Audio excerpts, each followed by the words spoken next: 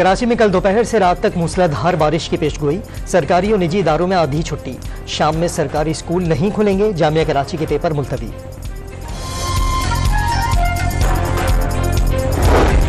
शदीद बारिशों से मुतासरा गवादर आफत ज़दा करार। निगरान बलूचिस्तान हुकूमत ने स्कूल 7 मार्च तक बंद करने का ऐलान कर दिया। कल्लात में 18 घंटे से बरसात जारी।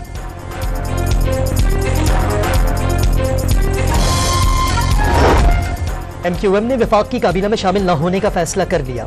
इत्तेहादी जमात नून लीग से बल्दियाती इदारों की खुद मुख्तारी के लिए आईनी तरमीम पर हिमायत तलब। वज़ीर आज़म का इंतखाब 3 मार्च को होगा। मौलाना फजल रहमान ने इलेक्शन के बॉयकॉट का ऐलान कर दिया। खैबर पख्तूनख्वा और बलूचिस्तान के वज़ीर आला का इंतखाब कल होगा।